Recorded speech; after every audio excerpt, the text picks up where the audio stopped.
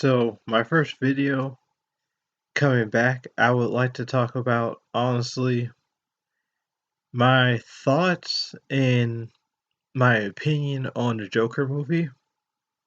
I know it's strange, I know it's unorthodox, but hear me out. The only reason why I have an interest in the Joker movie and why I want to talk about it the most is because of the fact that I feel that it's a very controversial movie, whether it be some people who says that it's not that violent, or most say that it's not that violent, and then there are others, mainly in the media, big time media, 24/7 media, where it be TMZ or just different types of various of media. Most people will say or might have arguments of saying that it's is violent or is vile. It's vile and it's honestly just trash because of how Arthur is portrayed so deviantly in the movie. My thoughts of the movie would be just the fact that honestly, it's like how they displayed what Arthur is in the movie, for one thing, if I had to start from there. And what that thing was just he was a spark where honestly, he was being rebellious in a sense against the corruption of honestly just stuff that's going around him and stuff. I'm not saying that for favoritism, and I'm not saying that to honestly justify everything that he's done, but it's just the man had reasons. That and on top of that, it's also just the fact that he was not well. He needed help, and he was just not well. So my thoughts about him more would be not only just those facts, but it's also just the fact that well, it's also just the main fact of this movie is honestly an origin story for the Joker. Even though there is the same one of like the symbolic sayings aside from the saying honestly, one bad day and we'll all go insane or we'll all go bad. Is also the old saying, my origins is like multiple choice. Aside from those statements, it's still the fact of this is an origin story of the Joker, one way or the other. And I just felt like, well, honestly, Jay or Mr. J, he's unorthodox like character and etc. But my whole theory about Mr. J would be just the fact that he may be unorthodox, but it's just the fact that he's not pure evil. At least not like in this um representation of Joker because honestly Arthur is at that stage where if I had to make a reference, he's at that honestly killing joke phase where it's like he's normal to some degree or borderline normal, but he's not 100% insane or villainous or a person where he gave into his sanity 100% and he becomes a clown prince of crime. And how can I see this and how that can I back my like assumptions up is just these like scenes that happen in the movie. One scene would be just the fact that when the author is confused about his origins, like whether or not his mother was honestly his real mother and was he adopted, or just the fact that honestly who was his real father and honestly did his father walk out on him, which was honestly Thomas Wayne. And honestly that's a whole another discussion because some I heard like some people in the media talking here and there about their thoughts of the movie, that Thomas Wayne could have manipulated his power to the point where he could have like put them like Arthur and his mother under the rug, and honestly everything would be fine. And it kind of makes sense to some degree because they've been in that apartment for a good minute. And aside from being in there for a good minute, it's not like I don't think that you can get paid a lot to be a clown in random places unless that job pays pretty goddamn good where where I guess him and his mother could live in that particular like area. But aside from that, yeah, I don't think it's that substantial in a sense. I can kind of agree with some theorists that maybe Thomas did sweep things under the rug. Another scene that I would like to point out would be just the fact that honestly, he asked when Joker asked for a hug from Thomas Wayne, or just asked for some warmth in that situation. The real OG Joker, he would not have asked that. He would not have asked the fact that, you know, I just want warmth, I want a hug or whatever. He wouldn't ask that. The only Joker that would probably ask that would probably be the old, honestly, the Killing Joke Joker, where the man was just trying to be a comedian, kind of like what Arthur was doing in this movie, which puts more strength into my argument of him being in that Killing Joke phase and not the 100% Joker phase.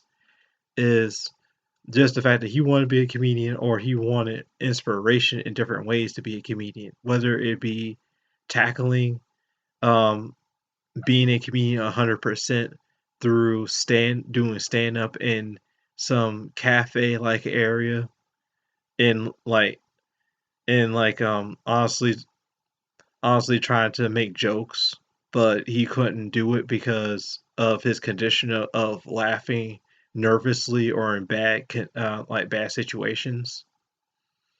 Um, Honestly, another situation of Arthur trying to tackle being a comedian is his job itself. He's a freaking clown, and the clown thing is not just symbolism of being rebellish per se, but is also Arthur just trying to be him, trying to put smiles on other people's faces, and etc. Again, more of Killing Joke vibes in a sense, where it's like he's not 100% gone that rabbit hole of insanity where he becomes the clown prince of crime yet. But aside from all that, it's also the fact of, well, even another scene where Arthur says, I have no thoughts but negative thoughts. And honestly, it's just a lot of people just kicking him down in various ways until he cracks and explodes, or just lets go and become 100% Joker. Going back to the other statement of Jokers, we have one bad day, or when some bad things happen to us, or one big bad thing happen to us, and then just push, easy push you down. You're honestly down, and you're in that rabbit hole of insanity. Now, the killings, I'm going to list them. The first killings, which would be in the subway station with those three guys, I would like to say, honestly, that wasn't on Arthur. I feel like that was mainly on those three guys. The only reason why I said it is because they were all dicks, for one thing. And two was just the fact that, honestly, they were borderline, like, just like harassing slash sexual harassing a woman on a subway train. And when Arthur creeped her out and then got the three guys' attention, all they could do was just honestly be like, "What's so funny?" and then just beat Arthur down. If anything, and I even said this to a lot of people, I said honestly, whether he killed him or not, he could have honestly said and pled like self defense in that situation because they were honestly beating Arthur down to the point where to a bloody pulp, just like in the beginning of the movie where a bunch of teenagers beat him down when he was being a clown for some type of promotion. No person, you know those promotional people on the sidewalks where they spin the signs around and stuff while you're driving. Basically, those people. Arthur was being one of those people, and a bunch of teens whoop them, just like these three guys were whooping them. The only difference is Arthur actually got up and just fought them. Slash, honestly, just shot them down. Now, a lot of people could argue was overkill killing off that one dude on the staircase of the subway station when he got off the train. Honestly, you can make that argument all you want, but honestly, it's just the fact of they were all three of them were scum one way or the other. Again, I'm not trying to condole it 100%, but dude had reasons. On top of that, if he wasn't going to do nothing, what was going to happen? For God's sake, the man was honestly just a pushover one way or the other in different ways. I mean, he imploded here and there, which honestly even strengthens more of my argument over the fact that the man needed help, and on top of that, he had reasons to do what his actions were in a sense in the movie. My overall thing of the movie, my thoughts would be just the fact of Arthur as a whole, I would say it was just all self defense, and on top of that, it's just the fact that he had reasons, and those reasons were he needed medical help, and on top of that, it's just the fact that honestly, other people were doing legitimately wrong in the sense that in the movie that did wrong to him. Now, scenes in the movie where I don't condole would be his unhealthy like want of being in a loving certain relationship in the movie. I would like to say that part that's arguable.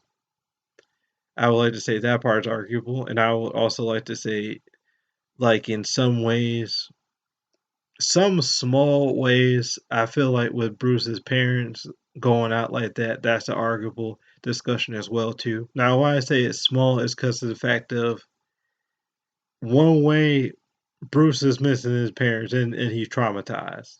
That's the fucked up thing. The other way that you could see it would be just the fact that honestly,